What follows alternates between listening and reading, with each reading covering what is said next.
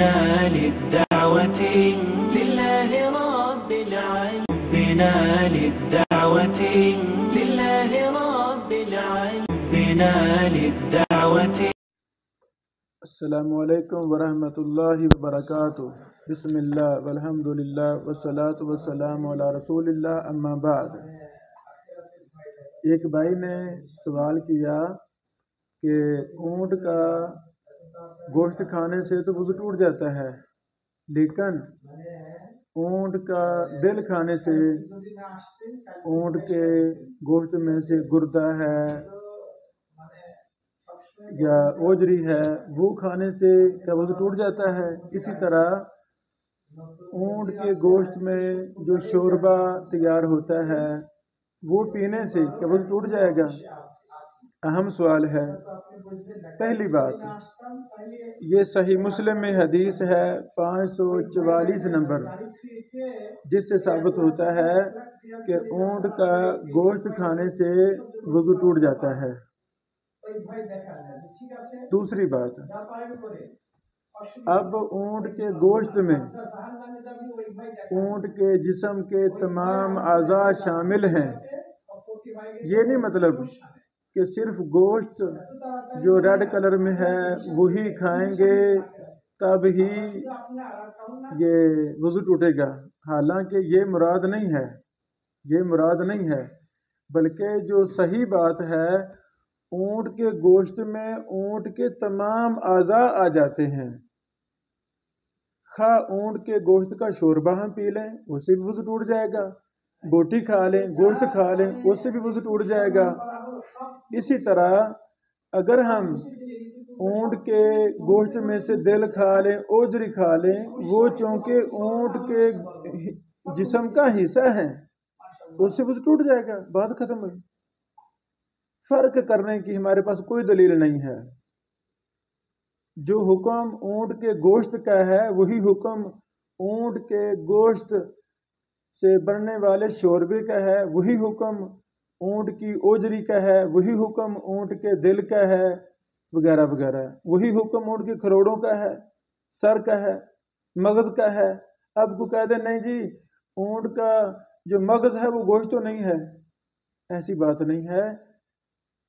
اس پر کئی ایک دلائل بھی ہیں.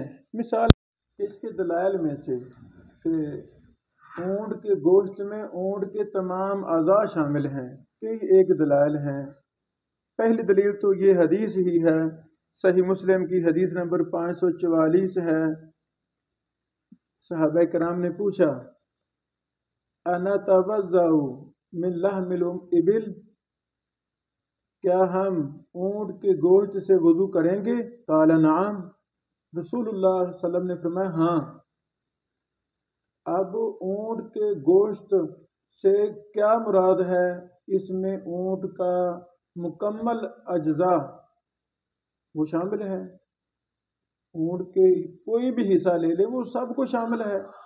لفظ لحم الابل، اللہ اکبر. اچھا، اللہ تعالیٰ نے قرآن کریم کے اندر خنزیر کو حرام قرار دیا. یعنی اب لحم الخنزیر اللہ تعالیٰ نے فرمایا ہے. کیا کوئی کہہ سکتا ہے کہ جی لحم الخنزیر سے مراد ریڈ کلر کا خنزیر کا گوشت ہے، باقی چیزیں وہ اس کا دل، گردے، اوجری وہ جائز ہے؟ کوئی کہہ سکتا ہے؟ ہرگز نہیں کہہ سکتے. جب خنزیر کا گوشت بولا گیا ہے مراد مکمل خنزیر ہے، تو وہ ہر چیز کو شامل ہے. جیسے خنزیر کا گوشت حرام ہے بعینی ہی، اس کا گردے، دل، باقی اعضاء بھی حرام ہے، اس کا شوربہ بھی حرام ہے. تو اس طرح اور بھی دلائل ہیں. تو اختصار کے پیش نظر ہم ان کی طرف نہیں جاتے.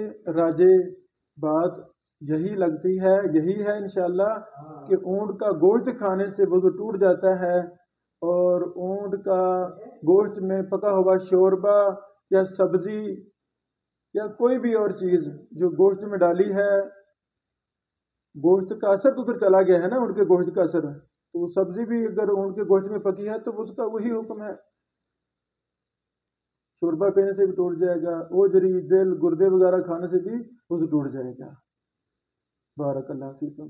پھر اس کی مختلف توجیحات محدثین نے بیان کی ہیں کہ وضو کیوں ٹوٹتا ہے۔ امام ابن قیم الجوزیہ رحمہ اللہ نے اس کی ایک اچھی توجیح بیان کی ہے کہ اونٹ کی کوہان پر شیطان کا بسیرا ہے، جہاں شیطان بسیرا کرے، شیطان چونکہ آگ سے ہے، اس میں آگ کی تاثیر اس جگہ پر اس گوشت میں پیدا ہو جاتی ہے۔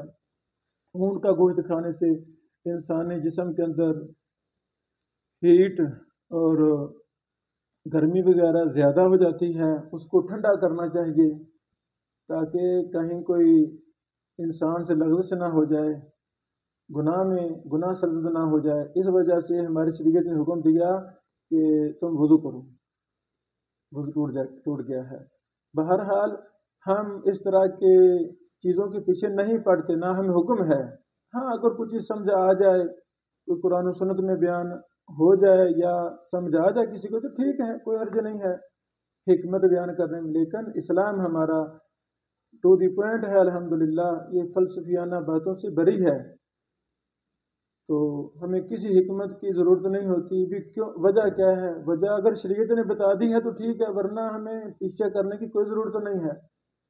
رسول اللہ صلی اللہ علیہ وسلم نے فرما دیا ہے اونٹ کا گوشت کھانے سے وضو ٹوٹ جاتا ہے، ہاں جی ہمارا ایمان ہے وضو ٹوٹ جاتا ہے۔ بارک اللہ فیکم۔